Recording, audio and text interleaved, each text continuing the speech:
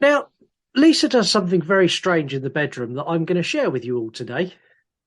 When we have sex, she rewards me with cake and sometimes throws confetti. Uh, she's been doing this since we've been together, and I've always thought it was weird. So it happened last night, and I asked her why, and she told me it's because she likes to celebrate the little things in life.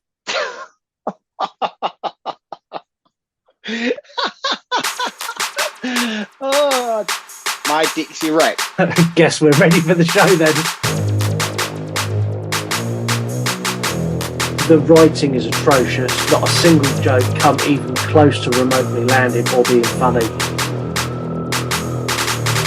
Get a little bit of gasoline. I'ma make it burn. I'ma make it burn. I'ma make it burn. I'ma make it burn. I don't know why, but that is extremely interesting to me. I'm into that kind of thing. Get to the chopper. Sorry. I feel like we're so spoiled by the internet these days. Thankfully, this does wrap up quite quickly. Step back. You're gonna fuck up in a minute. I'm gonna set your place on fire. Let's get higher. How do you know about these people? And what the fuck is this pattern? This effect made me want to die. This couldn't make its mind up on what it wanted to be. Get a little bit of gasoline. I'ma make it burn. I'ma make it burn. I'ma make it burn. I'ma make it burn. Hello and welcome to the You Run Podcast Horror Movie Review, a show that dissects horror movies while sharing fun and interesting facts. Your host each week are the person who would die in every horror situation and the person who would probably chat up every female deadite. I'm one of those hosts and my name is Scott. And my name is Mark. Who is looking so confused because I so dramatically changed the opening of the show. You do it every week, man. One of these days, I'm just going to be there and be like, and my name is Mark. You're like, no, that's the wrong part. Just in the background game. Think now. It's like, hello, welcome to the Euron podcast. And he goes, my name is Scott. And I'm like, and my name is Mark. But you've just gone off on a tangent doing a completely different intro. Yeah, I thought I'd mix it up. I listened back to a couple of our last sort of 4 or 5 episodes, and like the opening is like almost like we've pre-recorded it.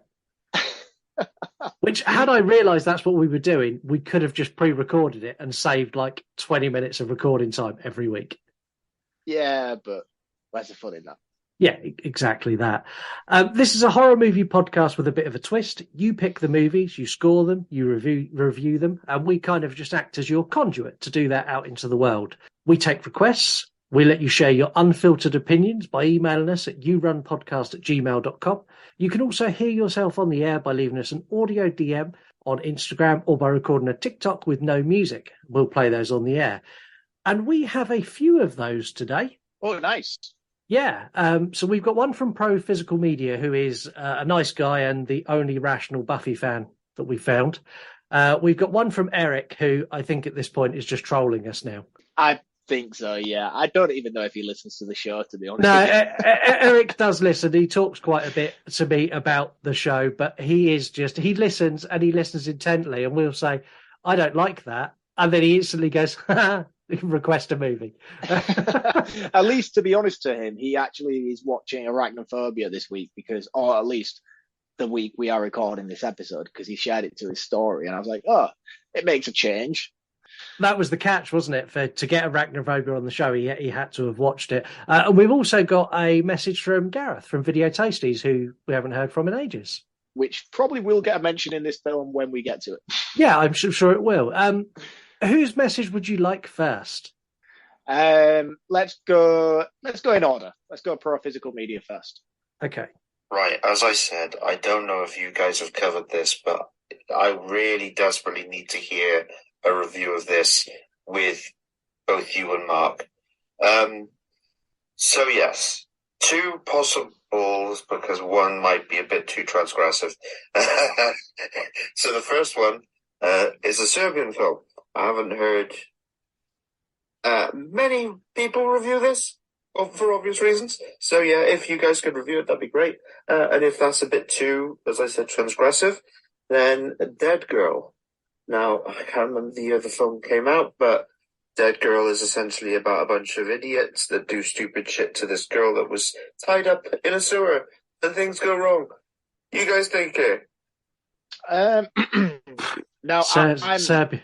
quite happy do either. I'll be honest with you. We here to provide a public service. So if that's what the people want, I'm happy to sit and watch Serbian film and review it. I've seen both.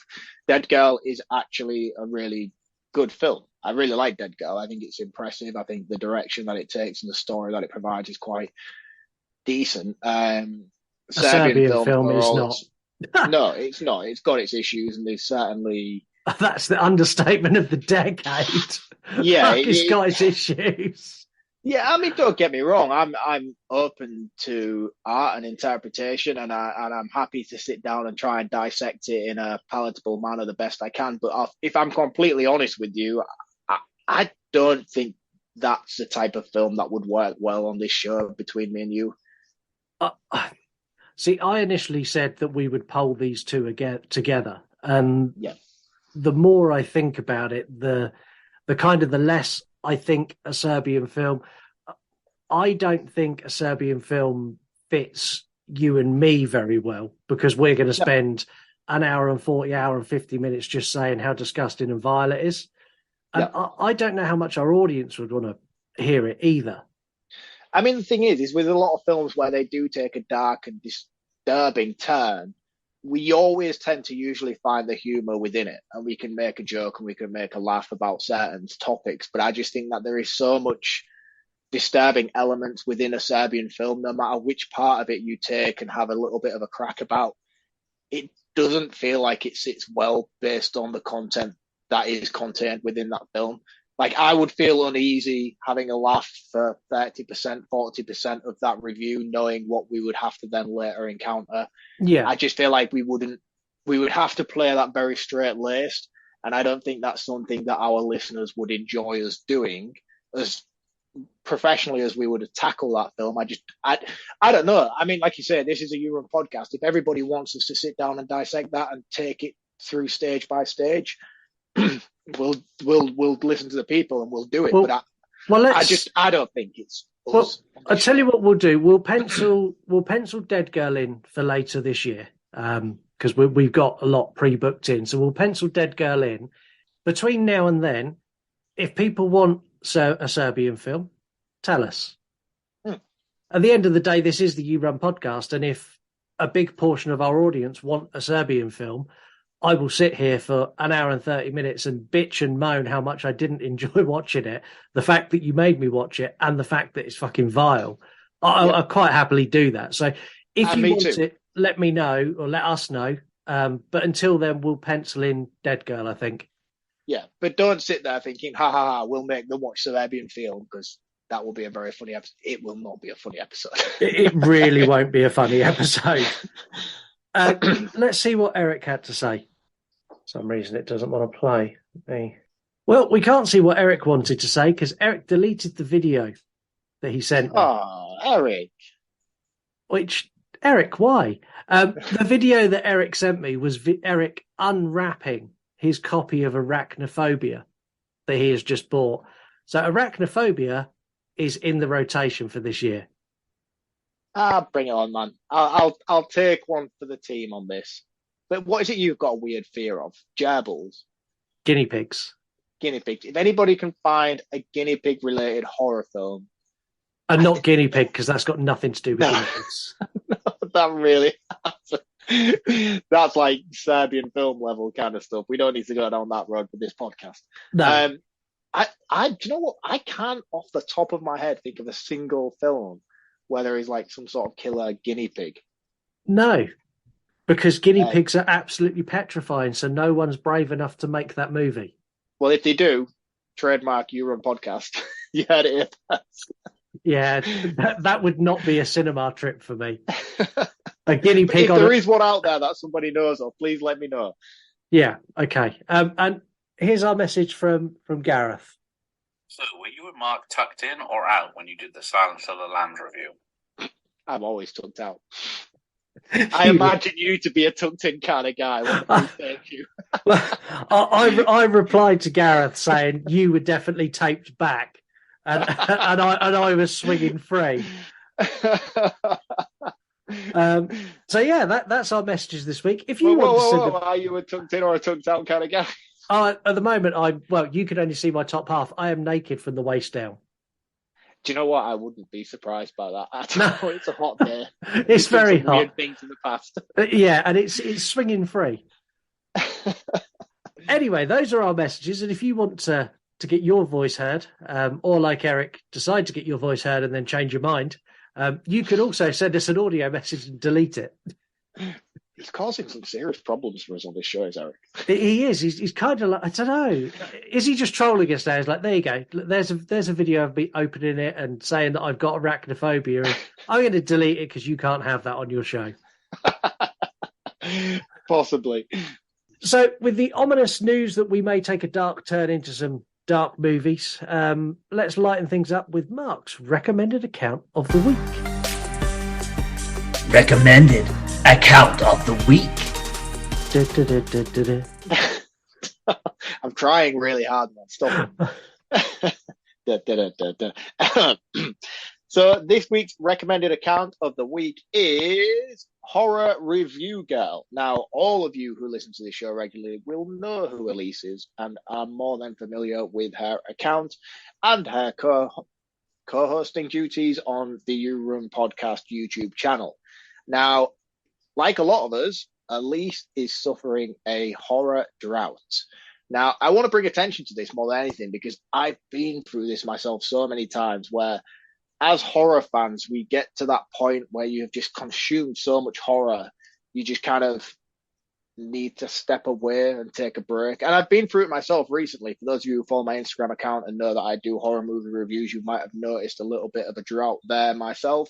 That's not necessarily because I'm having a horror drought. I've just been very consumed with the show at the moment and changing in careers and all the rest of it. So that's mainly why you haven't been receiving many reviews from me. But Mark is now a porn star, in case you were curious of what his career Yes. change is.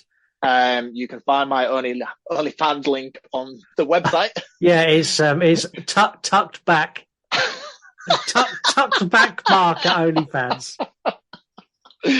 Oh man, I am definitely setting that account up after this episode.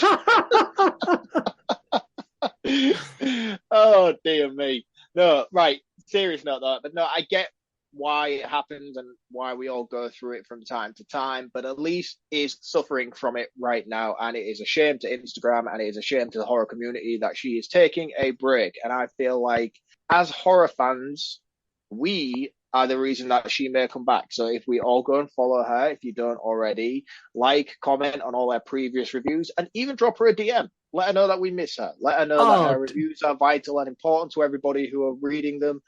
And hopefully she may then get the urge to come back with purpose. Instagram algorithm is a bitch and it is a nightmare. And I myself have spent hours, sometimes weeks on an evening, a couple of hours an evening writing my reviews. I go to very deep levels with it sometimes, depending on the type of film that I've reviewed. And they do take a lot of time, and I could spend the best part of a week, a couple of hours a day working on a review, and then I can post it and I can have 2,000 followers and I can get 13, 14 likes on a post that's taken me a week, and that is soul destroying. Yeah. So I understand why sometimes people feel deflated by the effort they put into the community. And again, this is something that I talk about regularly with recommended account of the week, is we all need to support each other and build each other up and share and like and give as much effort as we can. It's all well and good looking past a post and thinking, oh, I like that. But unless you actually physically like it, it doesn't make a difference. I've got a plan. Yes, share your plan. Everyone spam Elise's DM. Everyone who's listening now, go to Instagram, go to @HorrorReviewGirl, go to click send a message, and just use the hashtag Where's Elise.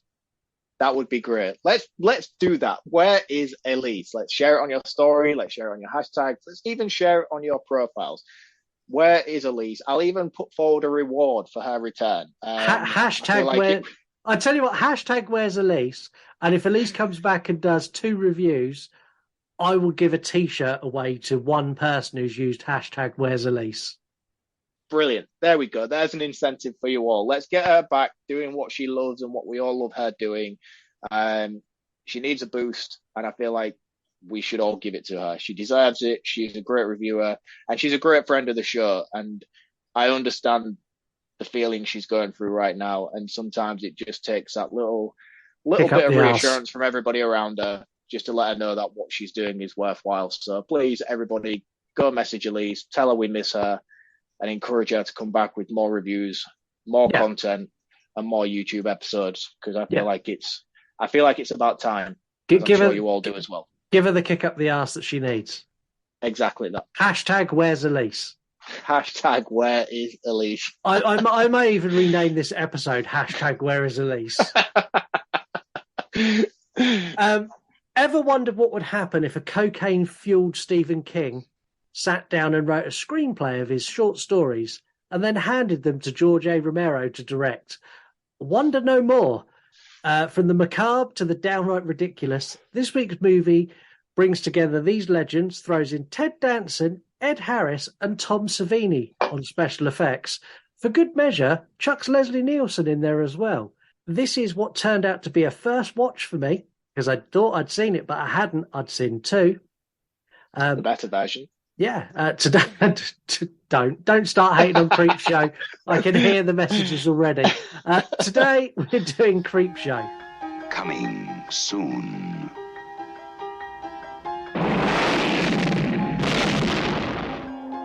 Jolting tales of horror. Creepshow.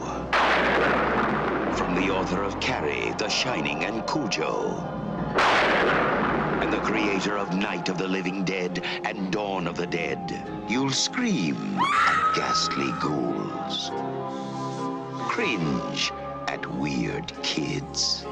And shiver at the doings of evil doctors.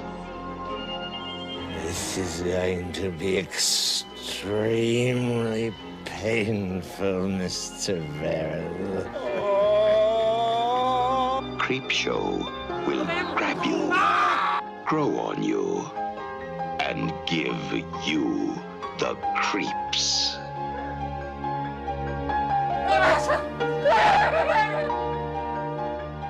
No, this is going to be an entirely new experience. Creepshow, the most fun you'll ever have being scared.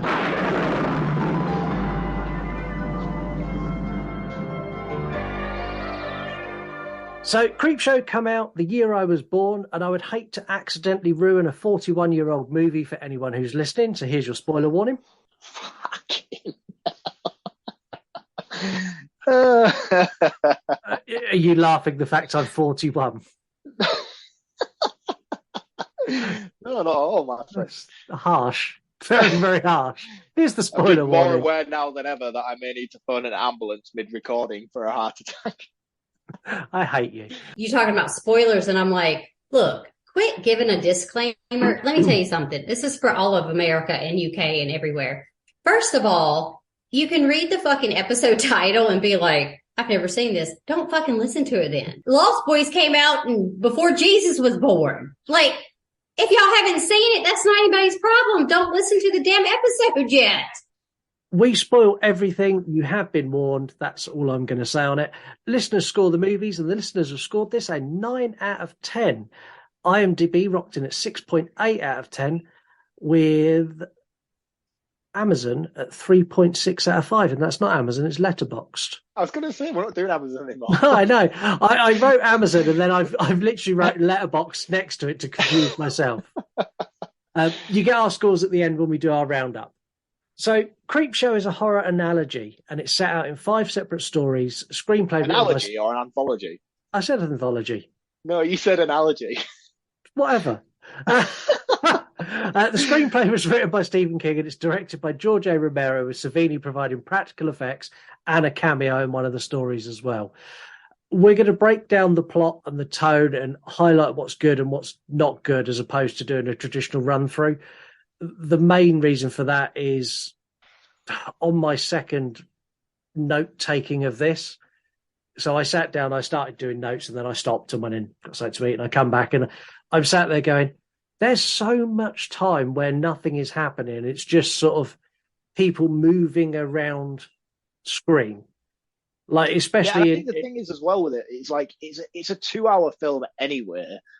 And then if you break every segment down into an additional story, by the time we go through character introductions, plot synopsis, and location, say this is going to be a 4-hour episode because even though not much happens in each particular segment in terms of exposition, by the time we've tried to explain it to you as an audience, we're going to be taking half an hour per segment. It's going to be an extremely long episode if we take such a deep dive like we usually do. Yeah, and if we done that, we may as well have just not done the episode, popped on, gone, hi, welcome to the You Run podcast. Go and watch Creepshow. Thanks, bye.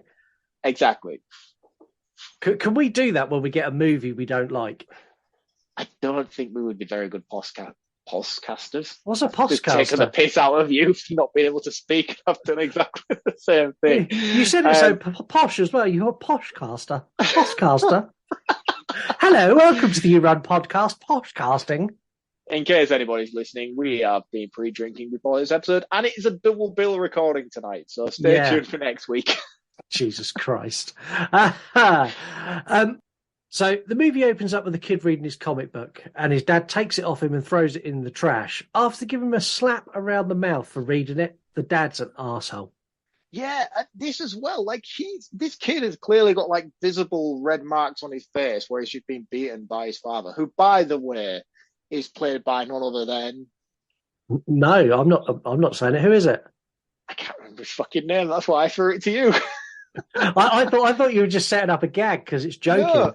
No, what's the dickhead from Halloween 3 from called? Oh, you mean the dad? Oh, yeah, I can't remember the dad's name. Do you know who the kid is? No, but he's great. His acting capabilities is fantastic. The kid is Joe King. No way. Yeah. That's cool. And I'm not Joe King. It is Joe King. You didn't deserve that setup. I know, thank you. Didn't deserve it. You gave it to me for free.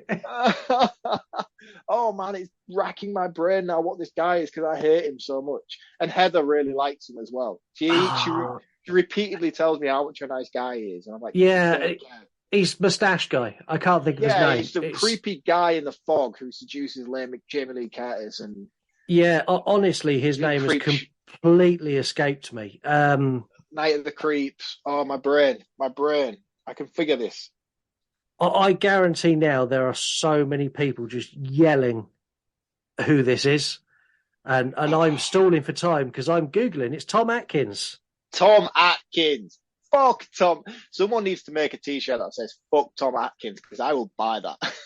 I tell you what, I will do that. That will be a t-shirt on the back of this episode. Available at yourunpodcast.com. I will purchase that t-shirt immediately. I don't know why I dislike this guy so much. He just has that weird John Travolta-y, leather-facey, pervy-looking, older dudey approach. And he beats his kid in this film. It's like he takes on roles where he's just an absolute arsehole. Yeah, like he's a child molester in essence in fucking The Fog. And he might as well be in Halloween 3 as well, because he's clearly in his 50s and the girl he romantically takes to bed is probably just 17, 18. I don't like this dude. I don't know why. I'm sorry, Tom Atkins. I'm sure you're a very nice gentleman, but fuck you. I didn't realise this would be the Tom Atkins hate episode, but hey, who knows what's coming today? The camera work on the comic to real life stuff is so good. So you flick to the comic book out in the bin, and the wind blows it and it turns the pages and it ends on a story called Father's Day where you get just like the comic book picture, and then the comic book picture fades and you get the live actors in exactly the same position, and then the scene starts. The comic book cuts are awesome. And this is a theme that reoccurs throughout every introduction of every segment as well. And they also use it throughout dream sequences or flashbacks. It's something that's very apparent where they sort of showcase storyboards and the same sort of thing you would find when you're reading a comic book and how it's framed, as in like you get like the wavy background or you get like the weird sort of shaky border. And the only reason I'm bringing attention to it now is because I don't want to have to do it through each segment throughout this review. Is one thing that is really, really clever about this film is the way they incorporate the comic book element towards it. And I was always under the illusion that Creepshow was a comic book, but it's actually not. This is just homage to Tales of the Crypt and those sort of yesteryear kind of comic books that was all arranged in the 80s.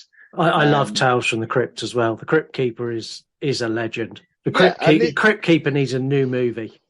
Yeah, definitely. Or even just bring back Tales from the Crypt. I know they did Creepshow. I know they did Creepshow recently for a couple of seasons on Shudder. I don't know how well received that show actually was. I only watched maybe the first 2 or 3 episodes from the first season, which it was great. It was good, but I don't really dedicate much time to TV shows these days. No, but I would take a Tales from the Crypt movie actually following the Crypt Keeper on a story of, I don't know, he's woken up however many years it's been since he's done Tales from the Crypt and realised everyone's forgotten about horror. And his goal is to remind everyone about horror. Make that movie. That would be cool. That'd be really cool. I would buy that. And still do it all with the old puppets and just literally exactly as it was. Make no effort to modernise it. Just have the Crypt Keeper wake up and go, well, it appears everyone's forgotten about horror. I will remind them. Do you know what I used to love about Tales from the Crypt as well? Do you remember that one where they used to bring in like celebrities and stuff when he was doing introductions for episodes? Yeah. And then you get like Arnie come in and like manhandle the Crypt Keeper and things like that. Yeah, it was the Muppet Show for adults. Yeah, it was really cool. And they actually used the eyes for the Crypt Keeper were Chucky eyes from the Child's Play doll. Yeah, they were. Maybe that's why he's not been back, because he's been butchered and he has no eyes now. And 100%, if they do make a comeback, they need to work that in. That's the first thing he does, is he wakes up with no eyes and goes and retrieves them from the Chucky doll in storage.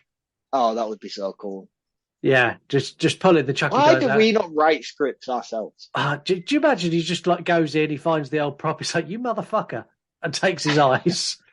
If we could get the rights to every property within the horror genre, we would make a fucking fortune. I would just want, there's only one I would want the rights to. And that's Freddy. No, that's Halloween. No, you don't deserve it. Stay away. I had the purposely fuck it just to annoy me. That's how childish you are. Do you know? Like, I want the right to Halloween. Ha ha ha. Here, Mark, look what I've got. Yeah, I would literally retcon everything that was done after the original and start again. I would do a thing where Laurie Strode wakes up and it was all a dream, and then start from scratch. Scott Gordon Green. Anyway, we're going way off track. We need to get on. There's a lot in this episode. The first story we get is called Father's Day. This is my least favourite of the 5. I'm not a fan of this one. I really like this. I thought it was cool. Yeah, I don't know. It just doesn't. It's not bad. It's just not as good as the others. I think this is kind of like, this is almost like a teeing up story to get you in and get you going. We meet a wealthy family. You've got a mum who's the most snooty woman ever, a brother and sister, and the sister's husband, who's played by Ed Harris from The Rock. Yeah. I don't really know much about this guy, but he's one of those faces where you just know him from everything, but you don't know who he is. I know him from The Rock. He played the commander who took The Rock when Nicolas Cage and Sean Connery have to go and steal the nerve gas back. He was the commander who run the baddie team. Yeah, he's always like some sort of military role in whatever he's in. Yeah, whereas in this, he's just a dude who lasts about 6 minutes. Yeah.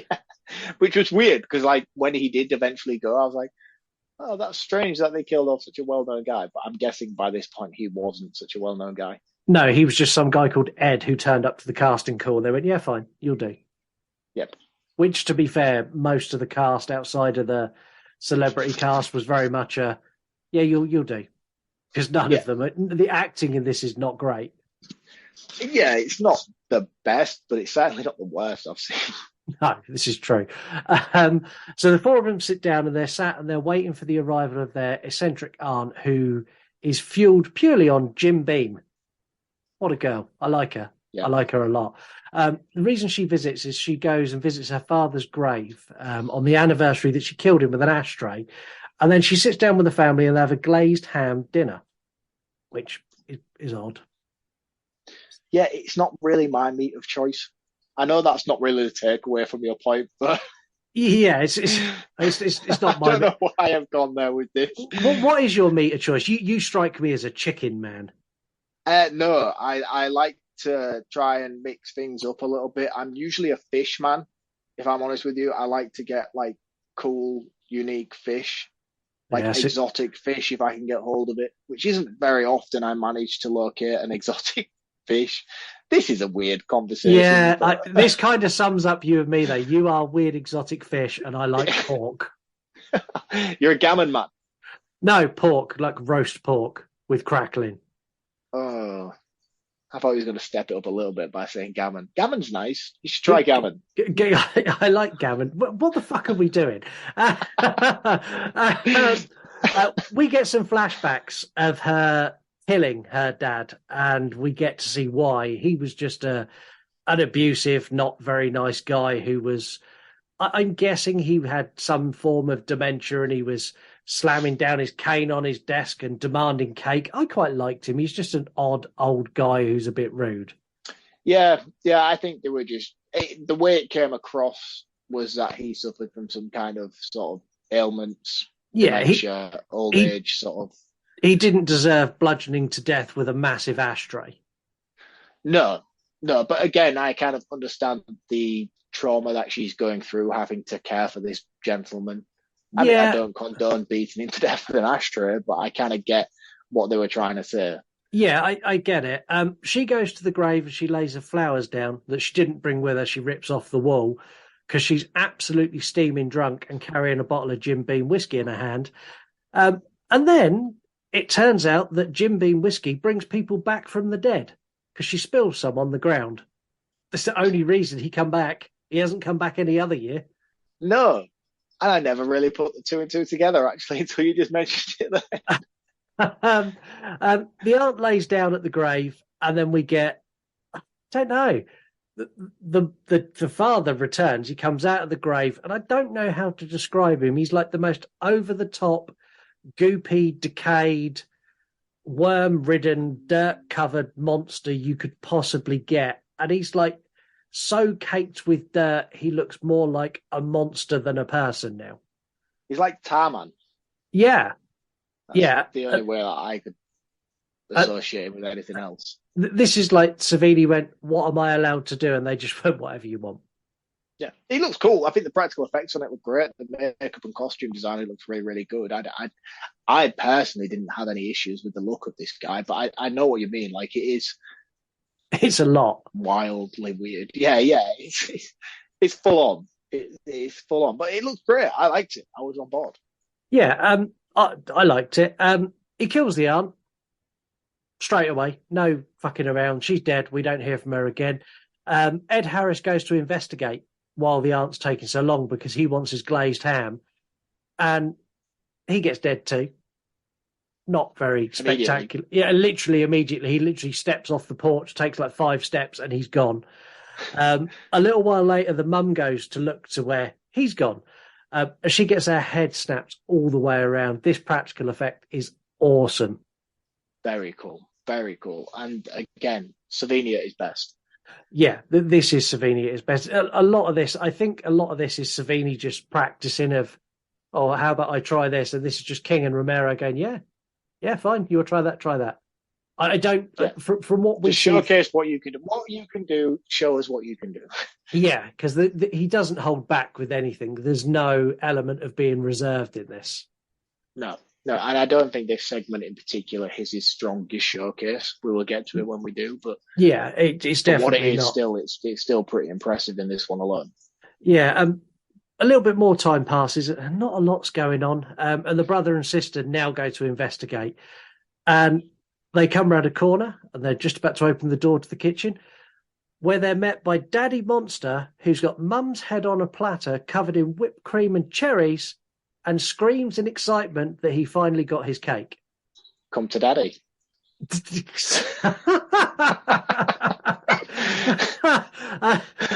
anyone who is, for everyone, no one is in our group DM. So in our group DM, for some reason, Mark, Heather, and Elise have taken to calling Mark Daddy. I'm on board with it. I have no issue with this at all. Hashtag Where's My Daddy? Can someone please call in and just address the fact that Mark is being called Daddy? Because I haven't got the energy for this today. It's weird. It's very weird. And it's literally like all the time. It's like this morning you were like, morning, and then someone's like, hey, daddy. But no, stop. It's very strange. Fantastic. Yeah, I don't know where it started or how it became to be, but I'm here for it regardless. Yeah, we now get the reverse comic book effect where it goes from the live action, they all freeze frame, and then it goes back to the comic book, and the page turns, and we get greeted with our second tale. Where does this story rank for you out of the 5? Is this high, low, middle? It's higher. It's probably in the topper end. It's not the top. I would say out of the 5, this is bang in the middle. This is number 3. Okay. The second story is the tale of the lonesome death of Geordie Verrill. I love this tale. So this story shows the most coked up Stephen King on screen ever. And if you don't believe me, watch it again. And when you get the close-ups of his face, look at his pupils, if you can find them. I have to give him credit. I don't know what his brief was for this character, but he fully commits. Like, fully commits to it. Yeah. Yeah. And in terms of like what he actually does, I've seen him do bit parts and cameos in a lot of things, especially in his own films and stuff. But whereas this is actually his moment to showcase his capabilities as an actor, and I think he does more than well enough. Yeah, amazing what cocaine can do for someone's ability to act like a goofball. Because he goes very, very hard with his dumb southern sort of. Yeah, very, very, very hard. So basically, the story of this is a meteor lands on Geordie's farm, and he goes to investigate. And when he finds it, we get like a dream sequence where he imagines taking it to the meteor department at the college, which, of course, all colleges have that. And he's excited because he thinks he'll be able to sell it for $200. And I laughed because I thought that's quite a low sum. And then I thought, actually, is a meteor worth anything? So I went and had a look. At the time, it would have been worth 25 cents per gram. So roughly would have been $1,000 to him.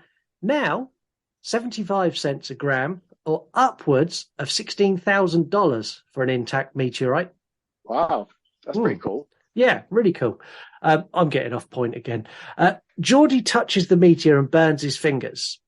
And then he's like frantically licking his fingers. And not wanting to get burnt again, he then goes and gets a bucket of water and tips it on it, which causes the meteorite to split in two. Now we get the same like make-believe trip to the college where he's going to sell it. And this time they refuse to pay him anything.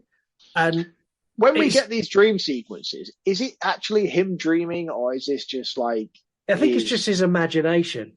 We're seeing what he's imagining. I never quite understood the context of what it was. Is he gone for a little nap and gone for a dream, or is it? No, I think it's just like we're getting a look at what's going on in his head, which is not a lot with his character. No, it's like a little cloud ball where he's just gone into a thought process kind of thing. Yeah, and again, they do it with the thought bubble. It's really cool. I love the way they do it. So the meteor's split in two, so he loads it into the bucket, and when he's doing that, he's tipping out like this luminescent goo onto the ground and getting it all over his hands.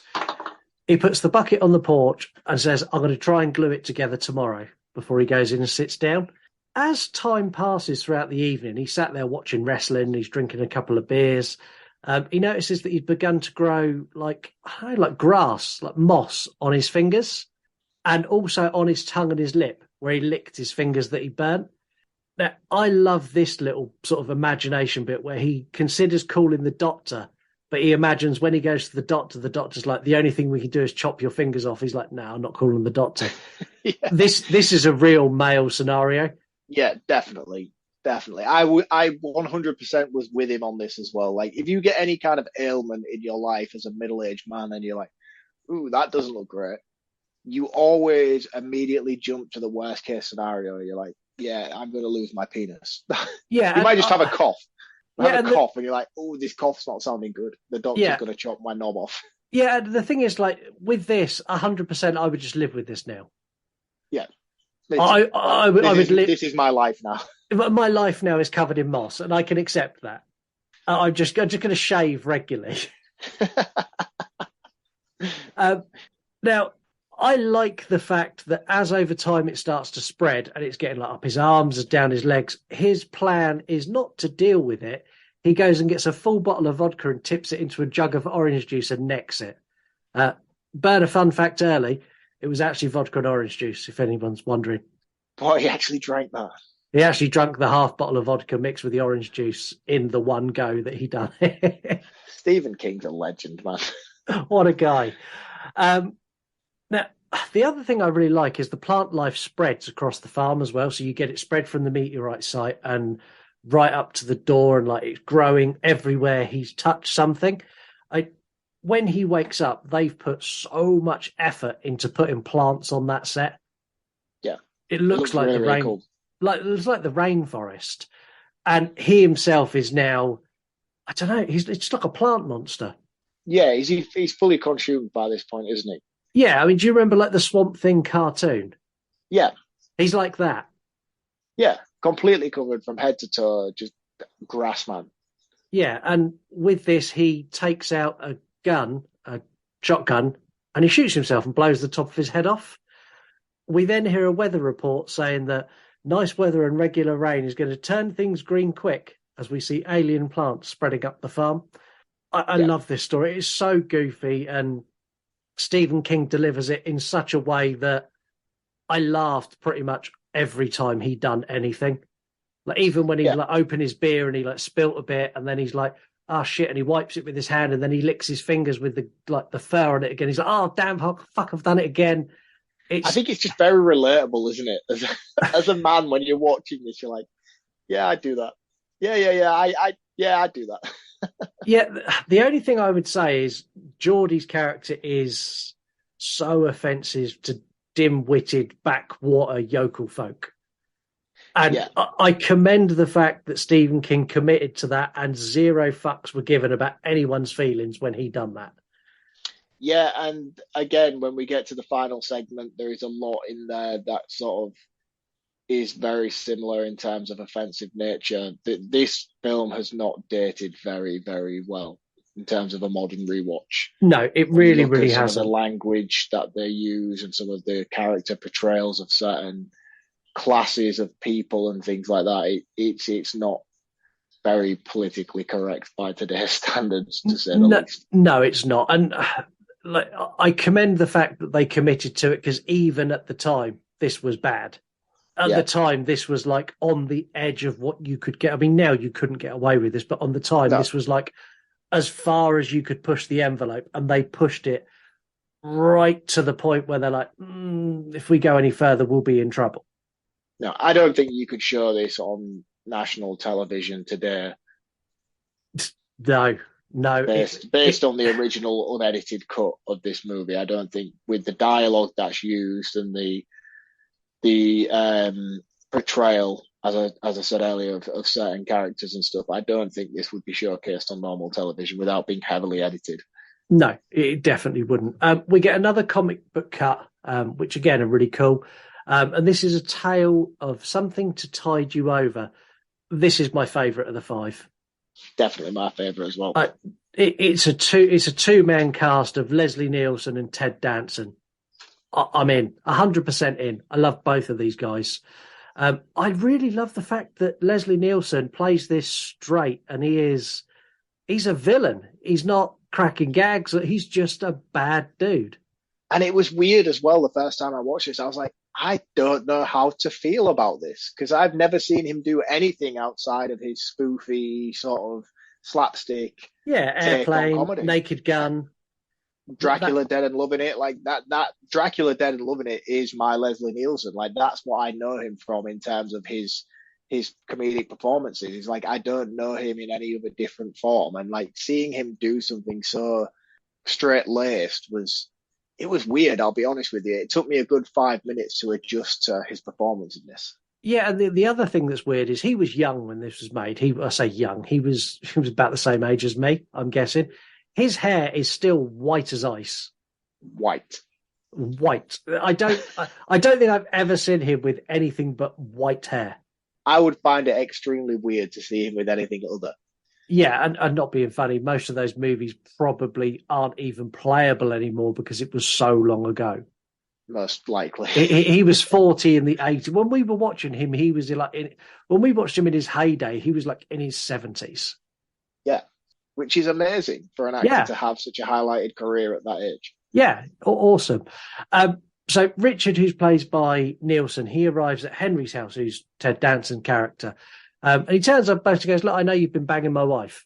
Now, unlike most men who would have just punched Ted Danson in the face, divorced his wife and drawn a line under it and moved on, he basically plays him a recording of his wife screaming for help and tells Henry if he wants to see her again, he's got to come with him. Yeah. Would you go with him? Depends on the involvement in the relationship, I suppose. Is it a bit? Is it a fling? Am I that bothered? yeah. Sorry I banged your wife, but I'm not coming with you. You can go on your own. He drives him to a private beach which he owns and leads him towards the water. And this is where Henry sees a pile of sand. He assumes it's the wife, who's a lady called Becky, and he thinks it's her burial mound. So he rushes over to it. And when he gets there, he finds a hole. And when he spins round, he's got the shovel ready to whack Richard. And he's presented with a gun in his face. And Richard basically says that, look, you're going to get in that hole. You're going to pull all the sand in and around yourself because I need you incapacitated. And when you've done that, I'm going to let you see Becky again. I'd just let him shoot me. Would you? What, as opposed to be buried in a hole? Yeah, up to my neck. Yeah, I don't know. But there's still a chance of survival, isn't there, at this point? Yeah, I guess so. I mean, Henry does as he's told, and Richard leaves, only to return like 2 seconds later in his Jeep dragging TV cables out the back window.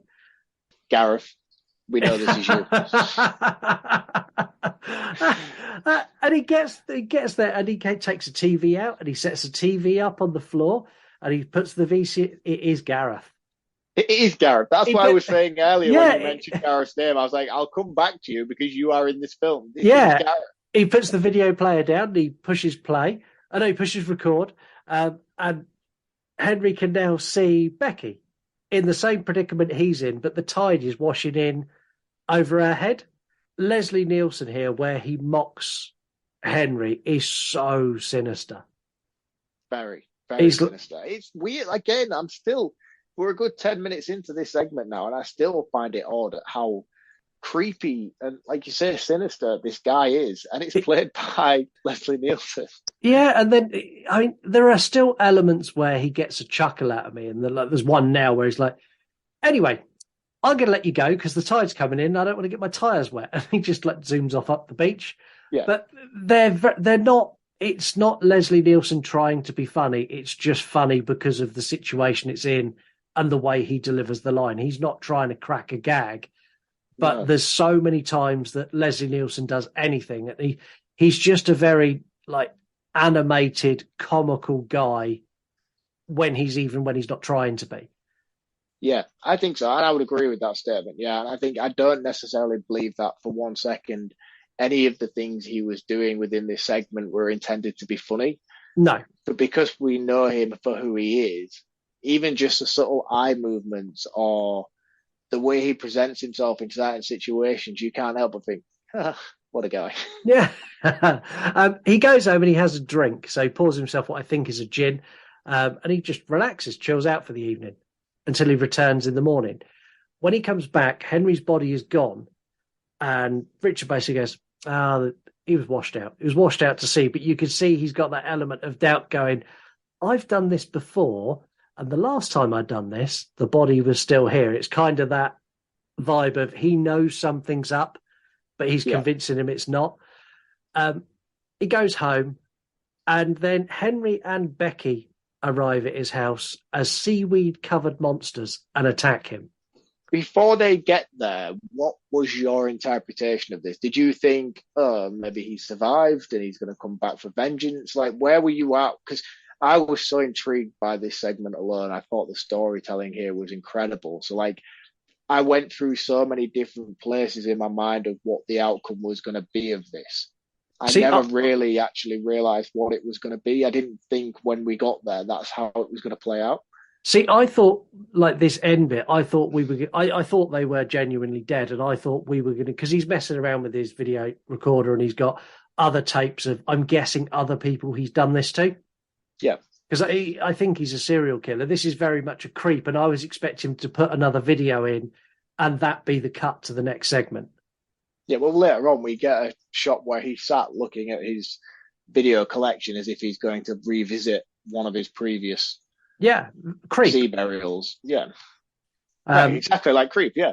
Yeah, and that's kind of where I thought it was going to end. The practical effects on these two is top notch, especially when Richard shoots them in the face and the head. And the goo starts dripping down out the bullet holes. So cool. Really, really cool. And practical effects amaze me, and they always amaze me because with CGI, I know it's someone who sat there and just tapped on a keyboard till they got what they wanted. I know there's more to it than that. But with practical effects, someone's actually with their hands gone, I need this bit to dip in and I need stuff to pour out and it all needs to be seamless because it's in one shot. How do I make that happen? Oh, and it needs to be this size because I can't make it any bigger than that. And there's an artistry to that, and I really admire practical effects for that. That's why you call Tom Savini. Yeah, Tom Savini, you could basically go, I want someone to look like they've been decapitated and I don't want to see any special effects. And Tom Savini go, yeah, no worries. Give me an hour. He's like I'll MacGyver. Do that on my lunch break. Yeah, he's like MacGyver. I need a toaster and I need... I need a toaster, I need 18 meters of rope, and I need as much tomato ketchup as you can get your hands on. And I need 15 minutes. We get another cool comic book cut, and I'm not going to keep mentioning them, but they are so cool. They are literally the neatest, most beautiful way to transition from one story to another, and I can't applaud them enough. There's so many movies that have tried to do this comic book style, and none of them nail it as well as Creepshow. Apart from Trick or Treat, which I think does do it better, but I think they only do it better because they have this to draw inspiration from. Trick or Treat as a whole is clearly inspired by the essence that Creepshow is. Yeah, definitely.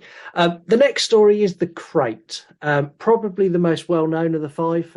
This is the one that if you Google Creepshow, this is all the images that will come up will probably be from this tale. We get a janitor who drops a quarter under a staircase, and in his efforts to get his quarter back, because I'm guessing a quarter was a lot of money in 1984, that was like enough to buy a car. That's a good deposit for a mortgage. Exactly. He finds a crate from 1834 marked the Arctic, which is a nod to Creature from Another World, or Thing from Another World. Not The Thing, but the original Thing movie. Yes. Isn't this used like regularly in loads of different films? Don't they use this in like King Kong and stuff like that as well? Yeah. It's like a whole thing now, isn't it? It's like constant callback. Anonymous crate marked Arctic, the 1800s. Job done. Yeah. Now, he works at the university and he calls one of the professors, a guy called Dexter, who's at a party on campus with his friend Henry and Henry's wife, who, she is the most obnoxious, abusive, vile person ever. I hate this woman. Yeah, this is Billy.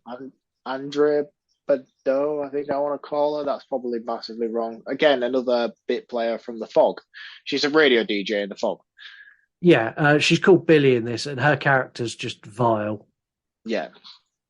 Just like when people say you have a nagging wife, watch this segment and you will find out that your wife is bliss in comparison.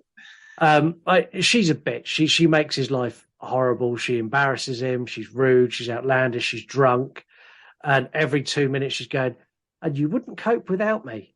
And I love the fact we get like little cut scenes where he imagines killing her in various different ways. Yeah, they are very much in an abusive relationship. There's no other way to describe it. Yeah, he is definitely the abused, and he's living out his fantasy. There's a bit where she like gives him loads of shit at the party, and then he like drifts off into his imagination where he pulls a gun on her and shoots her dead, and everyone applauds him. Yeah, brilliant. I like the one where he chokes her with the tie later on. That's one of my favorite bits where he takes his tie off as if to like casually undo his tie, Yeah, and then just strangles her with it. yeah, because she's moaned at him. Yeah, the little dream sequences in this, or little like daydreaming, is brilliant. So Dexter heads to the campus after agreeing to play chess with Henry. So Henry's like, well, you can go, but I want to play chess with you later. Dexter and the janitor pull out the crate and they take the padlocks and the chains off of it. If something is padlocked and chained from the 1800s, it's done for a fucking reason. Leave it locked. You know I'm opening that crate. I know. It contains Harry from Harry and the Hendersons, is the best way I can describe this. Harry from the Harry and the Hendersons, but with razor-sharp teeth and like a stumpy lower body by all accounts. It's hard to judge. How big is it? Because like the crate is like, I don't know, the crate's like a meter square, and there's times that this monster looks like fucking King Kong, and there's other times he looks like a gremlin. I can't put it together. I perceived it as like Warwick Davis, but with long arms and a big head. That was the only, like, he's got a really like normal sized top half, but then his bottom half is like gremlin, like Gizmo-esque. Yeah, it's really odd. It looks great. It really does. The practical effects on this monster are awesome. And that's the thing with Creepshow as a whole. I don't necessarily think it's a very scary or gore-filled horror film. You could quite easily put this on a normal Saturday afternoon. But this segment alone is probably the goriest and most brutal in terms of the practical effects elements of it. It's very bloody and dark, and when the kill sequences happen, they don't shy away from it.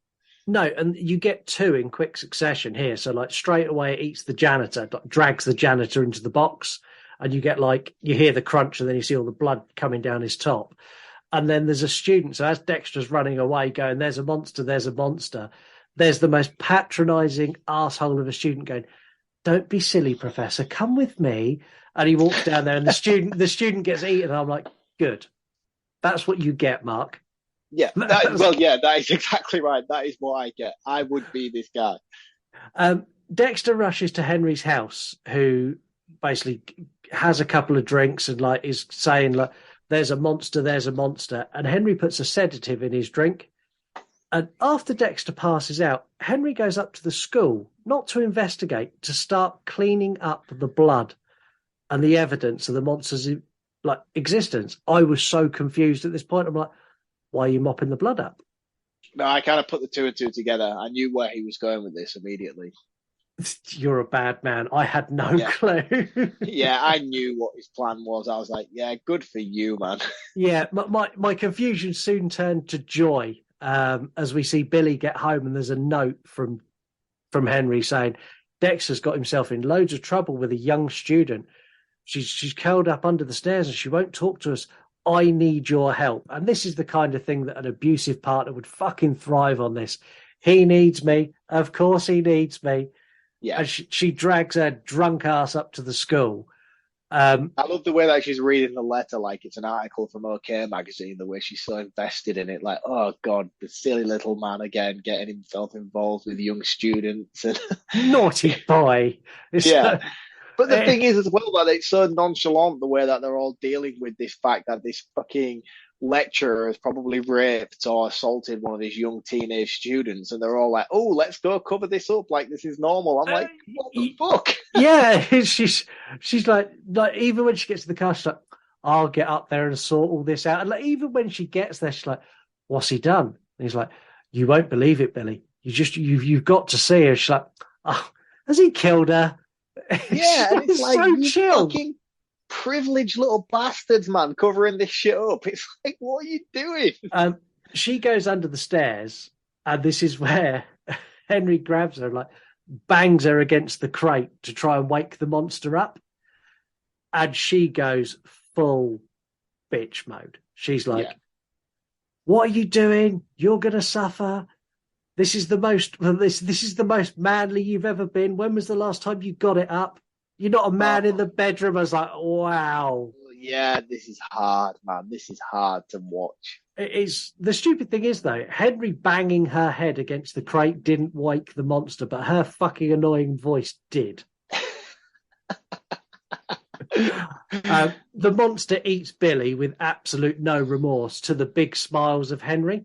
I thought it was going to end here, but it doesn't. We see Henry chain up the crate. He drags the crate out. He puts the crate in the back of his car. He drives out to like a quarry, and he throws the box in. And he's narrating this all the time he's doing it, and it cuts back to him being sat with Dexter, who's now awake, and he's explaining to Dexter what happened. And Dexter's like, but what happens if it comes back? He's like, no, it won't come back. Anyway, we're going to play chess. And then like the final closing shot of this is the box breaking open. It's such a good segment. I love this segment. Yeah. I like the chess game as well, because you can see in this moment that Henry sort of got this new self sort of importance and kind of empowerment about himself, and he's like manipulating his friend, and he's like, you're not going to go to the police because I've cleaned all the evidence up. And his friend's clearly wanting to go and report all of what's happened. They're like, no, you can't just leave this. This needs to be dealt with. And he's like, no, I've cleaned it up. So what's your next move? And they're doing it over the game of chess.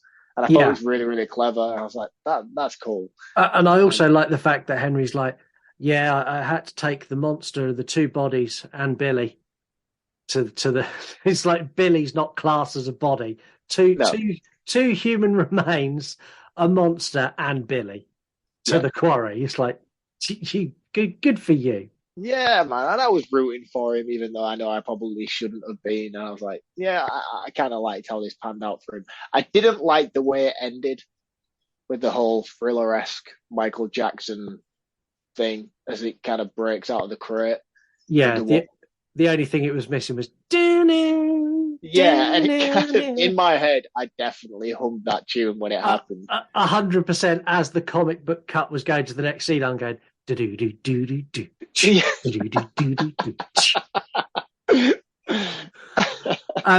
final tale, I was amazed to find out, is the most expensive tale out of all of them. It also had the biggest alterations from King's original screenplay. So King's original vision saw this played out in like a lush, plush, like penthouse apartment with carpets and like a really posh place.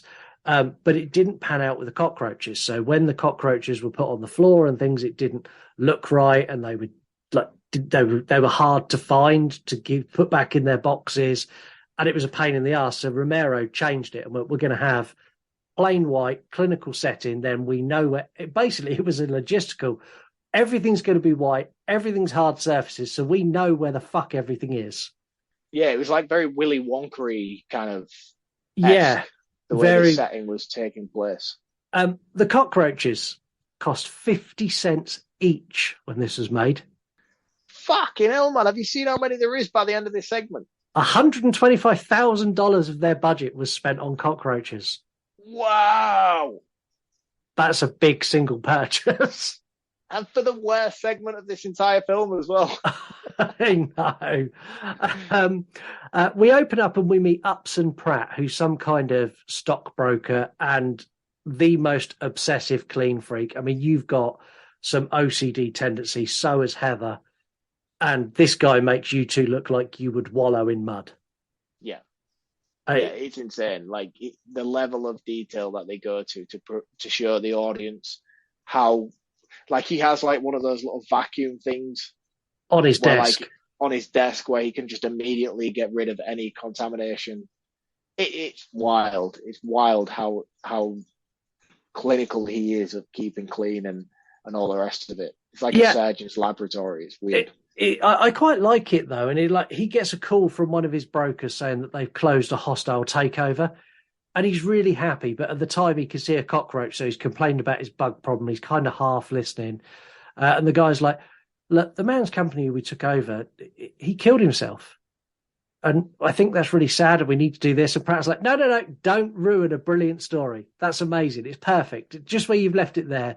Not only have we taken his company, we've taken his life. I'm so happy. Let's just end the cult. Pratt's horrible. He's a nasty, nasty man. He's a really nasty man. Pratt's now trying to clean a few cockroaches because they've kind of multiplied. There's some on the desk, there's some on the floor. And he gets a call from the guy's widow. And he mocks the widow. I was like, wow. Yeah, and this conversation he has with her on the phone, it's clear he doesn't have the time or the patience to deal with her. And she's ringing and telling him that she hopes he dies, and you've caused this and you've caused that, and you're the worst human being, and all the rest of it. And he's just like, yeah, well, anyway, I've got to go now because I've got an important phone call waiting. But it's been lovely to talk to you. And he's so patronizing towards her as well, calling her by her full name, like Mrs. Partridge, for instance, instead of like just being like, listen, lady, I don't give a shit. He's like, oh, well, it's been lovely to talk to you, Mrs. Partridge. It's been a pleasure to speak to you this evening, Mrs. Partridge, while she's on the other end of the phone just giving him hell about his actions. It's like, God, you're so awful. He is awful. And he displays this again in like 2 seconds' time. So there's a lot more. By the time he gets off the phone, there's kind of cockroaches all over the place. And he rings his landlord and he tears his landlord a new orifice. He's like, you need to get someone here within the hour. This needs cleaning up. And his landlord's like, I'm on holiday. I took the kids to Disney. The building manager will get this sorted out for you. He's like, I don't give a fuck what you're doing. If you don't want to be taking the kids to Disney on your welfare check next year, I suggest you fucking sort this out. I was like, you really bad man. Yeah, no compassion for anybody other than himself. Yeah, I mean, the landlord does get a visit from the building's handyman. He's not the building's manager. And basically he says they won't be long. And this is where it's not very good. The building manager's black, and it's not right. The dialogue between the two of them is just downright atrocious, to be honest with you. Yeah. He basically refers to him as being well suited to the job that he's doing because of his race, and then at one point actually uses the N-word in reference to this character, which is just diabolical. And to listen to it in such a nonchalant way was really jarring for me when I watched this segment back. I was like, fuck, that is the way they just casually use it. And I know they're trying to portray this guy as being like a really bad man. And I know that in modern films such as Django Unchained and things like that, they use this word quite frequently in context.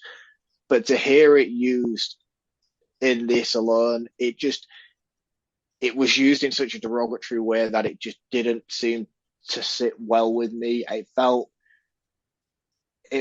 like it's hard to discuss as a white privileged man how impactful something like that is as an audience member. But when you hear it and when you listen to it back, and you can tell that the writers and the producers of this film are also white privileged.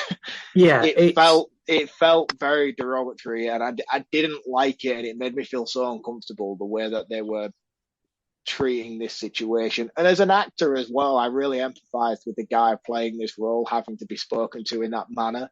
And even though he's an actor and playing a character, it was weird. I didn't like this at all. I do like the fact that they do give, so that the building handyman has got something about him.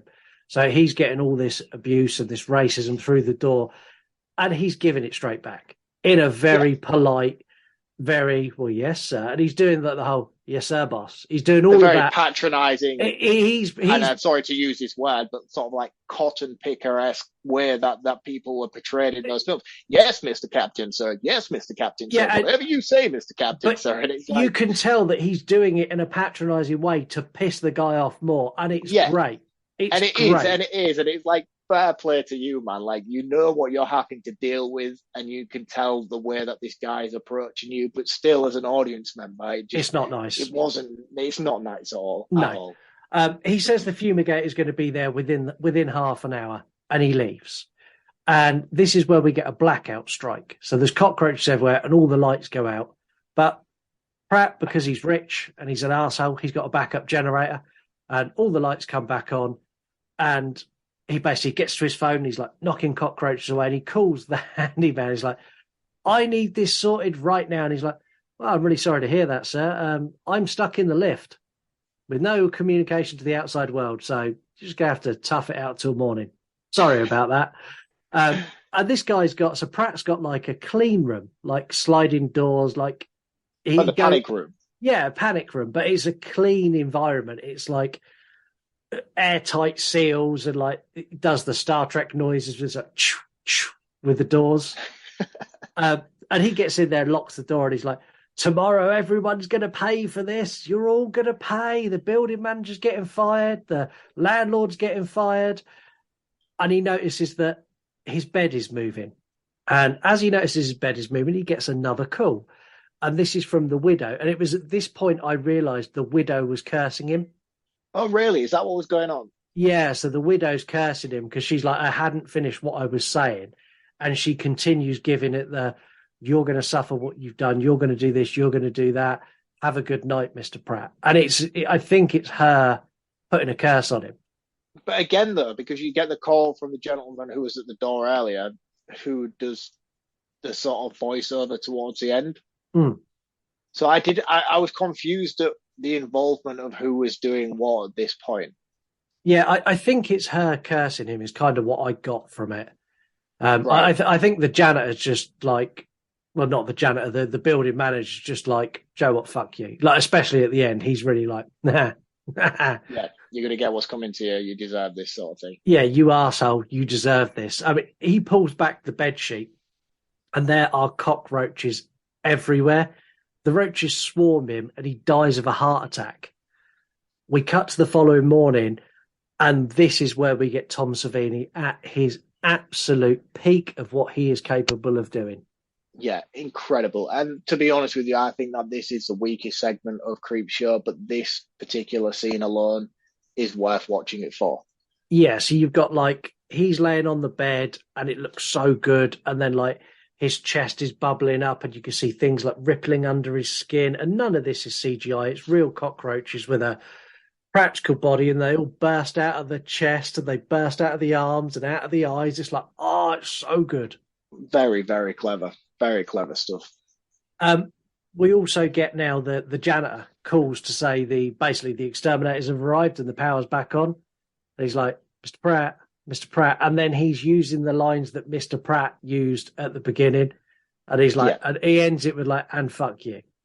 Yeah. And that's why I was kind of like, how did he know what had gone on? Did he have some sort of influence in what was happening? Was this some big kind of ploy? Like, I was very confused by the overall thing. But then again, like you've already said numerous times, Stephen King and cocaine. Yeah, that was the entirety of last week's episode. We now get our final comic book cut for the last time, and we head back to where it all began, and we get the boy reading his comic. We see Binman arriving at the house, and one of them's Tom Savini, which I loved, because you could tell he's genuinely excited to be on camera. He's like bouncing off the walls, big grins. Yeah, this is From Dusk Till Dawn, Tom Savini.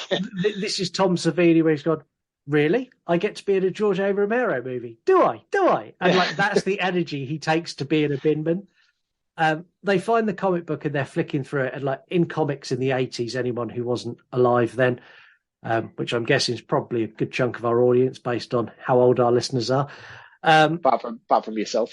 Apart from myself. You used to get cutouts and coupons that you could like save up and send off for things. So like you'd get a certain amount of coupons, you'd get like a He-Man lunchbox and shit like that. And there's a cutout or an advert for a voodoo doll, but the cutout's missing. And they're like, oh, well, never mind. And we cut into the house and you've got the dad sat at breakfast. He's like, is that son of mine up yet? No, he's not up yet. I still want to talk to him about comic, but and like he gets a pain in his throat and then he stands up and then the pain gets worse and then he stumbles and then it cuts upstairs and you've got the son just stabbing away at a voodoo doll in the throat. Really, really good. And again, this kid actor, man, is fucking incredible. I can't believe it's Joe King. Yeah, and I'm not joking. Dude. I know.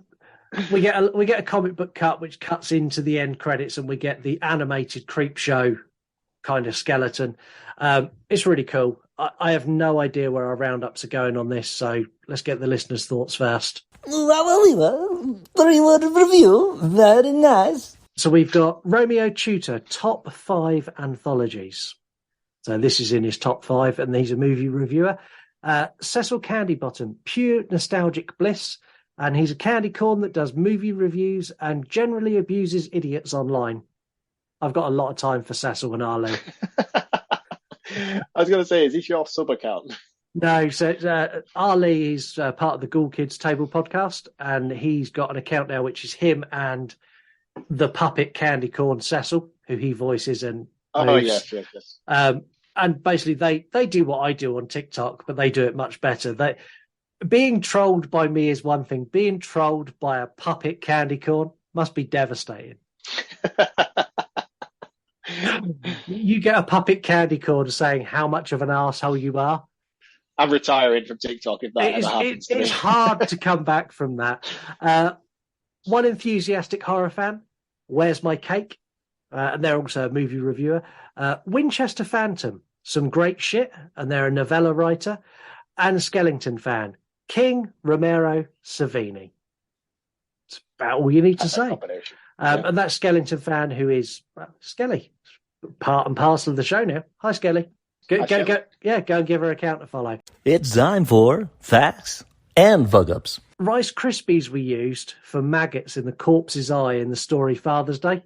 They threw in a couple. Cool. They threw in a couple of real maggots as well, but Savini went, I don't need maggots. Just give me a box of Rice Krispies. Tom MacGyver. Exactly. Now, King, I said I wasn't sure what possessed King to play this, how he played it. He was working off of basically direction from George A. Romero, who told him to play it like Wile E. Coyote as he was about to go off a cliff. And that makes perfect sense. He nails it. 100% he got that right. Again, I was so blown away by King's performance in this. He's really, really good. And like the way he comes across as a character, like you would think he has ample acting experience. No, just ample cocaine experience. Before the son gets slapped in the opening scene, when you see Tom Atkins pull his hand back, the son already has red marks on his face because they shot it out of sequence. Oh, that's interesting. I didn't notice that. This is literally the only George A. Romero movie ever to open number one at the box office. Wow, that is mind-blowing. How is this the movie that opened number one for George A. Romero? I'm so glad that he hasn't died with this being his sort of his legacy. Yeah, this isn't his legacy. The creature from the crate is the first fully animatronic figure that Savini ever created. He spent over 2 hours on the phone to Rob Bottin, who was the special effects artist on The Thing and The Howling, to get advice and details of how to actually build it because he'd never done it before. Oh, that's pretty cool. That's really cool. I need to make something animatronic. I have no idea who to do it. Who done it? Oh, the guy who done The Thing. Who was that? Oh, Rob. Yeah, I've got Rob's number. I'll give him a shout. Great. That's really cool. The fact that he was willing to just hand over that sort of knowledge and information to him willy-nilly is pretty cool. There's quite a dark and sinister tale to Creepshow that happened behind the scenes. So Stephen King and George Romero, God, I went blank then. Stephen King and Romero liked doing practical jokes and pranks. So they decided that they'd do Joe King up with all the makeup from the slap. And then Stephen King took him with his slap mark and other cuts and bruises that Romero had put, that Savini had put all over his face. King took him to a drive-thru at McDonald's. Where the girl at the drive-thru window called the police and they had to explain to the police that it was prosthetics. That's insane. But apparently they were really acting it up in the drive-thru as well. So like when they're at the bit where they're talking, you got Stephen King going, "Shut up or you'll get another one." Oh, no. Oh, that poor girl at the drive-thru. And then they pull up to the window and there's this poor kid there who's just covered in cuts and bruises. And Stephen King going, "You shut up, I'm paying for the food." It's terrible, but it's funny. Two of the characters featured in the film, so you've got Tabitha and Richard. So these are the new professors when we get the story at the school, when we get the crate. They were named after Tabitha King, who's Stephen King's wife, and Richard Bachman, who is Stephen King's ghostwriting name. Oh, that's cool. So what do you mean by ghostwriting name? Like, so he would write stories under Richard Bachman. So they were written by him, but he released them under the author name Richard Bachman. Oh, right, okay. So there's like quite a lot of King books out there, but people know that it's not him anymore, but people would buy them thinking it was by Richard. He wrote under Bachman for quite a while, and he used Bachman as like a tester. So he'd drop like an element of an idea in a Bachman book and see what reception it got. And if it got good reception, that would then become the main focal point of his next book. Oh, that's pretty cool. So Bachman sort of all got exposed around the time he wrote Misery. And it got, I think it may have even been exposed by like people who were involved in marketing the Misery book. I think they knew that King was Bachman, and it kind of just got, as they were trying to sell the book, they would sort of, it come up in conversation. They're like, oh yeah, Bachman's King. Apparently King was furious when it came out. As you would be, if that's like your sort of, I don't know even what the word is to describe it, is like your tester element of... Yeah, your hiding place. Yeah, exactly. If that's your secret weapon, if you will. It'd be like if anyone found my secret Instagram account that I test all the stuff for the You Run podcast on. That would be devastating to me. You don't have that account. No, I know, but I want to know how many people go looking for it. I'm going to go looking for it immediately after this. Final one. This is the only George A. Romero movie that he did not write the screenplay himself. Oh, really? So no this involvement whatsoever? Nope.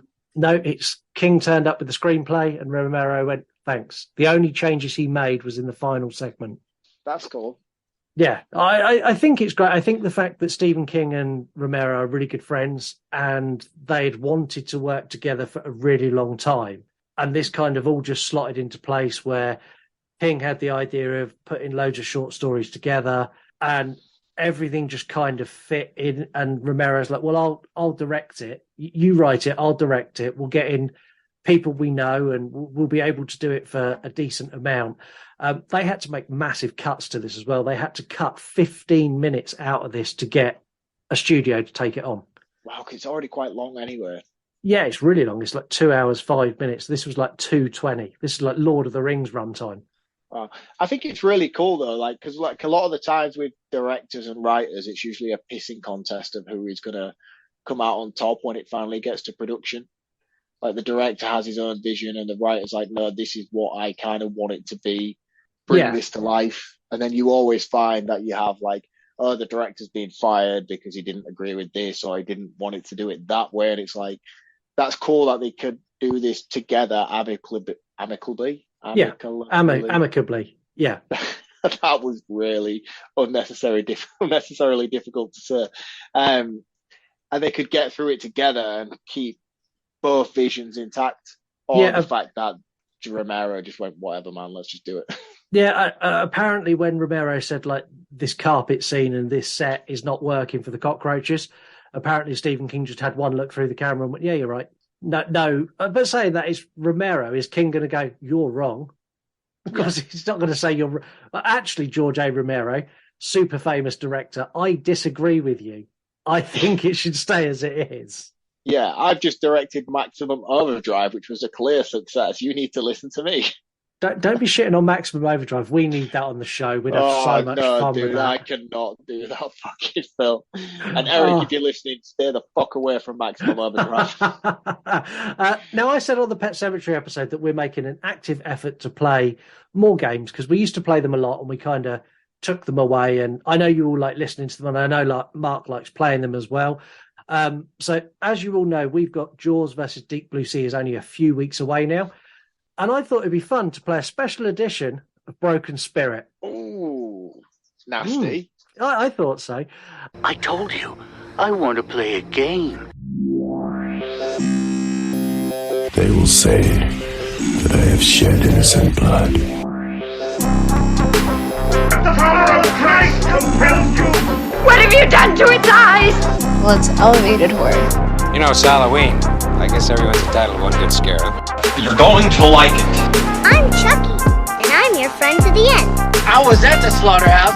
All right, you primitive screwheads, listen up. Oh, I know this one, you fuck. Like I said, it's a special edition, so it doesn't go towards any leaderboards. There's only 10 questions instead of 15, and they're all related to Mark's beloved Deep Blue Sea, that he obviously knows inside and out as he's about to pit it against the greatest shark movie ever made. I haven't done any prep for this episode yet. Oh, this is good. So we're going to find out how much you love Deep Blue Sea and how much you know about it as we play Broken Spirit. You ready? Always. Bring it on. I feel like I need to play Broken Spirit again because... Yeah, I think we both need another stab at it. But this is just for fun. This is just 10 questions. And again, the rules comply. If you get one wrong, it's fucking over. That's not going to happen, sir. Well, let's show you now that's not going to happen. I wrote these with the intent of ending you quick. They start easy. They get really hard really fast. Bring it on. What year was Deep Blue Sea released? 1999. It was, correct. Who plays Russell Franklin? Samuel Jackson. Correct. 2 out of 2. What is LL Cool J's character name? Preacher. Okay. They're gonna start getting harder now. We're nearly halfway through where it starts to really ramp up. They pull a license plate out of the shark's teeth. What other movie does this license plate appear? This is reference to Jaws. It is referencing the I don't know what the Shark license movie. plate is. No. I don't know what the license plate actually is, but I know that this is a reference to Jaws. It is. It's exactly the same license plate that come out of the mouth. Samuel L. Jackson has worked with director Rennie Harlin on another movie. What is that movie? How is that a Deep Blue Sea question? Samuel L. Jackson's in Deep Blue Sea. Rennie Harlin directed it. They've worked together before. The link is there just about. Fucking reaching, man. If ever there was a reach for a fucking quiz, that is it. Sure, I know the answer to this question, but that... Fuck off. No, you don't know the answer. Of course I do. Yeah, it's a long kiss goodnight. Oh, fuck you. Okay, right. Question number 6. Bruce in Jaws is 25 foot long. How long is the shark in Deep Blue Sea? Do you want me to milk this so I pretend like I don't know? No, I do know. Or how do you want me to play this? No one knows. I can feel like it's just being kicked. I feel like I'm kicking you in the balls a little bit with this quiz. No one knows this. Yeah, I know this. I know the answer to this exactly because it's an actual thing where Jaws was 25 foot and they wanted to up it just that little bit. So this was 26 feet long. This is becoming really depressing really quick. Number 7. This is where you're out. How many special effects companies worked on the effects of shark in this movie? You've got multiple choice. 1, 6, 9, or 14. I really don't want to shit on Deep Blue Sea right now because I love that film unconditionally, but some of the effects in this film look like it's just some guy in his laptop. Let's be honest. Yeah. At certain moments, especially in the closing act. I don't actually know the answer to this. Just say them to me again. 1, 6, 9, or 14. Fuck it. 14. Final answer. You motherfucker. No way. 3 to go. I will get you out. I'm adamant. Lead actor Thomas Jane was terrified of sharks, a fear he developed as a kid watching what movie? Come on, it has to be Jaws if you've written this question. It is Jaws. Right, we've got 2 more, and these are the 2 hardest ones. So, what was the other shark movie in development in 90? Fuck, no way. Yeah. I know before you even started where you're going with this. So there was another movie in development in 1999 that Rennie Harlin turned down and took Deep Blue Sea and said, and you said? Meg. It is the Meg. I can't believe I that was know in, my Deep Blue Sea. I can't believe Don't that was in, insult me. I can't believe that was in development in '99. That's insane, isn't it? Yeah, because when did it come out? Long in development. Deep Blue, the Meg was like 2020. No, 2021. I think 2021. That's a long time in development to deliver what they delivered as well. I know. To be fair, though, I recently watched the Meg and I thought it was fantastic. I'm so excited to see. Of course you did. Question 10, and my final chance to take you out. Samuel L. Jackson and LL Cool J would appear on screen together in 2003 in what other action movie? How is that Deep Blue Sea related? Well, Deep Blue Sea's an action movie. These two stars starred in another action movie in 2003. What was it? Yeah, I know, but fuck off, man. That is not fair. I think that's fair. I could see the cogs turning. You really don't want to go away with go out on the last one. Can I walk away on Broken Spirit and leave with? You could walk away and leave with nothing. What? So I can't walk away with my 9 points. I have to just go. You have to go for it. That's the whole trouble of Broken Spirit. Or you can walk away with... No, you can walk away. Sorry, it's been so long since we played Broken Spirit. You can stop now and end the quiz and leave with nine correct answers. Or you could take a gamble and you can have a guess at what else LL Cool J and Samuel L. Jackson were in together in 2003. I feel like I can visualise it in my head. What was that one that Samuel L. Jackson was in, where he was like that really arsehole neighbour, and he was like a cop? Why am I thinking police when I'm going to this answer? What was that one where he was like the knobhead neighbour? Yeah, I know which one you mean, where he's like blaring the floodlights in the garden. Like Place on the Pines or something like that. Yeah, something like that. Samuel, was LL Cool J in that one? You're asking me for help? No. No, I'm just asking you a general question. You don't have to answer it. Yeah, I'm not answering it.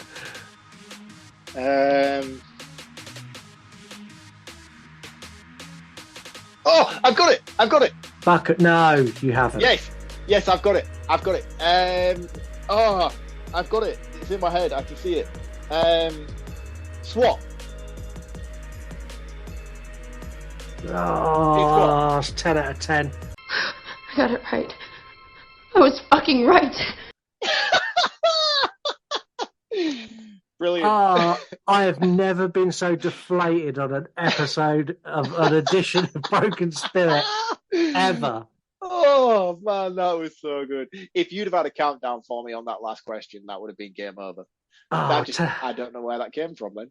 Well, it turns out you know Deep Blue Sea better than I thought. Anyway, back to Creepshow. Fuck off, man. Like 40% of your questions were Deep Blue Sea related. You done really well. If anyone thinks Mark cheated, he didn't, because I could see his hands. It was very depressing. These are things that I would expect him to try and sneakily Google, and he didn't. No, I know my Deep Blue Sea. You nearly got me on a couple of the questions that weren't Deep Blue Sea related, which were a bit nasty, if I'm honest with you. Yeah, and there's still a week to go before we get to Jaws versus Deep Blue Sea, so I'm pretty sure that next week I'm in for a bit of revenge. I'm quite confident that's coming. Yeah, okay, that's fine. I done it early enough to give you, because if I'd have done this on the episode before Deep Blue Sea, you'd have been so mad. I would have been furious, especially if I'd have got that wrong and I'd have been out. Yeah. Yeah, because then you'd roll straight into the next week where I would destroy you because, like, no, you didn't know it. You didn't do it. But I've given you a chance to come back. So that's another reason for people to tune in next week to see how well I know Jaws. Anyway, we are going back to Creepshow. I've got a serious dislike of anthology horror. It doesn't work for me. I feel that they try to link the stories together in such tenuous and tedious ways. With the exception of Trick or Treat, there's not really any anthologies that do it for me. However, the comic book cuts in this are so neat and so well done that they don't make an effort to tie this together. It's like, this is a story. and we found a really neat way to cut to the next story, and a neat way to cut to the next story, and a neat way to end it, and they just tie the two end pieces together. It's really, really well done. 3 of these shorts are great. For me, Geordie Verrill and Tide You Over and The Crate are the best 3.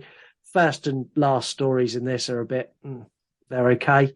They're not bad, but when you put them up against, Geordie Verrill or The Tide or The Crate, they're not even in the same league. It was a first watch for me. I thought I'd convinced myself I've seen this because I've seen so many clips of this and I've seen so many memes and other stuff of Creepshow over the years, but I hadn't. And it's one of the better anthologies out there. And I would probably hold this up there with Trick or Treat for how much I enjoyed it. It had some weak points, but the weak points are over so quickly and you're on to something else. They kind of don't matter. It's well worth a watch. It's 8 out of 10 from me. Very reputable score. Can you rank them for me before we move on? Can I do what with them? Can you rank them in order for me, sir? Yes. So The Last Tale is... I don't know. I'm going to go Father's Day is the worst. No, why be weird? Go top to bottom. Don't do it like that. Oh, you want me to start with the best and work down to the worst? Of course you start with the best from worst. The same way that you score something out of 5 instead of 10. Shut up. Have you ever watched a countdown of the top 10 whatever or the top 100? They don't start at number 1 because everyone tunes out. Yeah, but people are already here. So this is true. Okay. Number 1 is Geordie Verrill. I love that story. It's so funny and so good. Number 2 is Tide Me Over. Number 3 is The Crate. Number 4 is The Old Fucker and His Cockroaches. And number 5 is Father's Day. Yeah. Very well, right. So my roundup is going to consist of basically me saying that I love anthologies a lot. It's the one thing that I actually tend to go to when I'm trying to find out a horror that I don't really know. I don't review a lot of them on my page because I think they're quite hard to dive into, as me and Scott discussed earlier at the beginning of this episode, without going through each individual segment. I feel like you could take each segment from this film and probably do a full episode based on an actual segment alone. So it's something that I find quite difficult to write about, but it's something that I watch regularly. A lot of anthologies suffer from one in particular. There's always one or two that nobody tends to like or people do like but other people don't like, and I can watch many anthologies and there's always one that I'm like, oh god, I wish I could skip this one.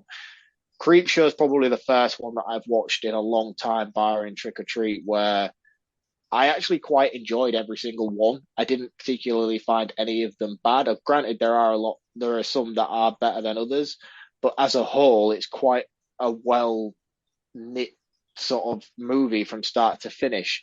I think the practical effects from Slovenia are outstanding. The casting, some segments are better than others.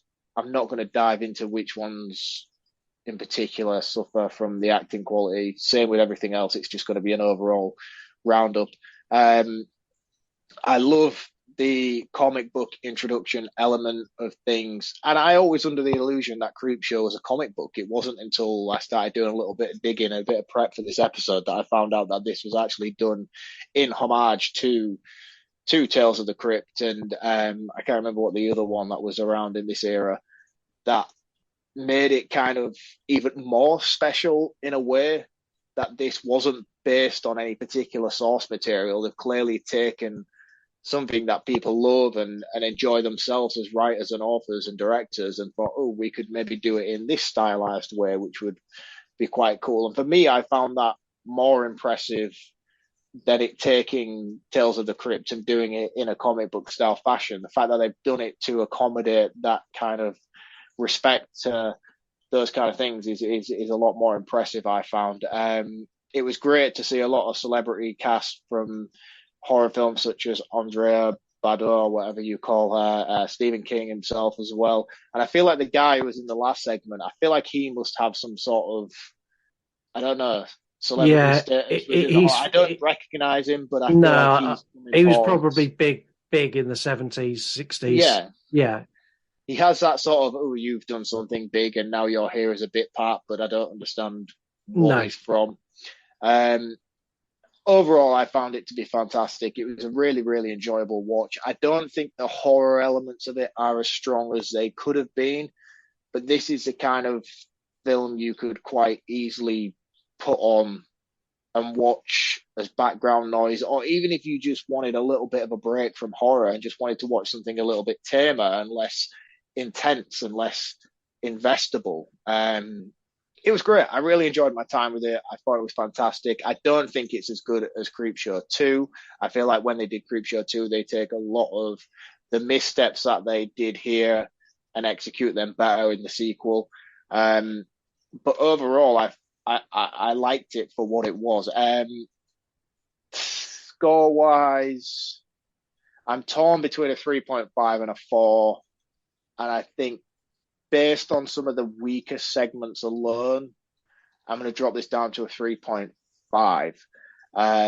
That's not to say that there's nothing wrong with this. It's just there is some elements of it that are stronger than others and some stories that are stronger than others. And in terms of my ranking, I'm going to go The Tide as number 1. I'm going to go Geordie number 2.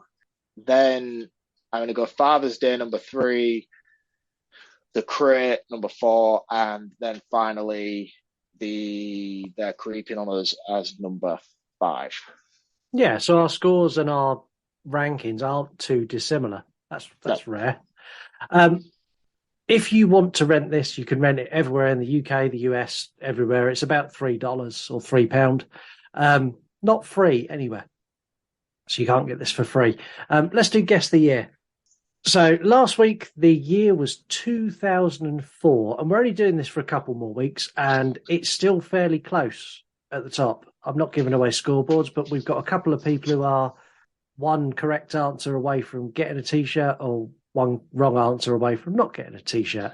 So everything to play for then. Yeah, 100%. So we're doing this for 2 more weeks. We announced the winner on Deep Blue Sea versus Jaws, and then we're going to do something else. Because this takes far too much effort and editing, because every week we forget to do it and then have to stop and find what we're going to do. My movie this time is Alfie. I've never seen Alfie before. Oh, there you go. And my song is by the Trogs, and it's Wild Thing. Nice. I love that song. Wild Thing. And my movie quote for this year is, the way I figure, there's really not too much future with a sort of runt like you. Okay. So that's Guess the Year. So you get an option to quote for that. You get an option to answer that on our story, and you can also, just message me with the answer. Next. Oh God. Let's try that again. Yeah. Next week we're back with the second best shark movie as we dive into The Shallows. Don't forget to leave us a 5-star review wherever you can. Spend a couple of quid in our shop, yourunpodcast.com. But most importantly, and I keep forgetting to say this to you, share the show with your friends and family. Thank you so much for listening. Until next time, remember, she smelt like John Julio and Bad Choices. Oh my goodness. So are you dropping Jaws down to a 3? Catch you all next week. Goodbye. Wait, you not saying goodbye? Oh, sorry. Goodbye. Goodbye. See you later. Before I forget, you want to die tonight? The cheaper, nastier, the better for me. Would you have stayed after this? Sorry, man. I was completely off guard there. He's in his coffin. He's the undead. This was the best bit of the film. This is not the last time someone's going to steal your man. Yeah, Mark's not a nice guy. But you didn't notice this scene. It looks like he's got an extra leg. Yeah, I've got nothing. I've literally got nothing here. Surely that'd be even worse. The more listeners we have, the worse that's going to be. Yeah, but I will just get a new phone. Oh, I tell a lie, actually. Yeah, because we used to have teletext. Art the Clown makes Michael Myers and Jason Voorhees look like pussies. I can only assume that this was due to budgetary reasons and they couldn't afford enough extras. Are you going to have Busta Rhymes in your list of characters? Mate, I can't believe you don't know Idle Hands. I'm going to ram my foot down his fucking throat. It was awesome. It fucking wasn't awesome.